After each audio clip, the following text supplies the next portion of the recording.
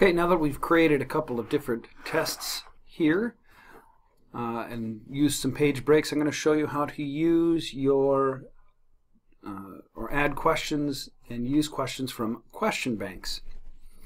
So for example, let's say we want to reuse the questions we created for test 1 in a later test, test 2. We could open up this test, go to the Options drop-down menu, and add questions to bank. Now, depending on the test, depending on the quiz, you may want to use all these questions on a later test in the year or unit. You may use just a couple, so you can select them at random, or not at random, but whatever questions you'd like.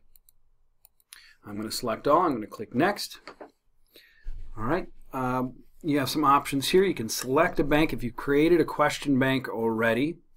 Under Home, you will take a look and find where you can decide where you want to put that new question bank. And so I've already created 2 question banks here, Test 1 questions and Test 2 questions. Let's just go ahead and add it to Test 1 questions. All right, so now all 6 of these questions are in Test 1 questions folder in our resources. So that's where it goes when you add them to a add questions to a bank. All right, so now let's add some questions to our Test 2. Okay, and if you create a new when you create a new test and this is all blank, you don't have any questions here, this option is still there. So no matter where you are, if you're creating a new test, you want these questions from a question bank, you can do that. So for example, here let's add a question, and we have right here from question banks.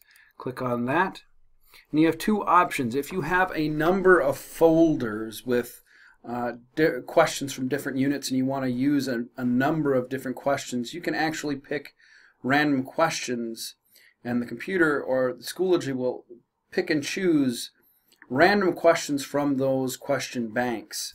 So we can do that. You could do it that way. I'll show you how to do that.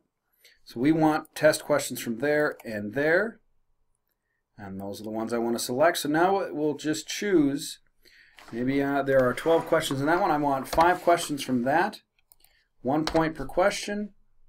I want 1 of the questions from that bank, and 1 point per question. I'll add those questions. It'll randomly choose them from those, and actually it'll randomize them for the students that take the quiz as well. So some kids will get, it'll randomize it completely. So of those 12 questions, there's a chance that one student will have 5 completely different questions than another student, and so on. So that's one way to add questions from bank. Maybe you want all the same questions for all the same students. So let's add questions from bank. We're going to get individual questions. We're going to take Test 1 questions, and we want this question, and this question. I'm going to add those questions. Now, what's wrong with my test here? I wouldn't ever send this out because it could randomly choose from that first folder. It could randomly choose this question, and so they get the same question twice. So you have to kind of make up your mind how you want to use those questions from those question banks. But that is how you save questions to a question bank and how you put them into a test or quiz.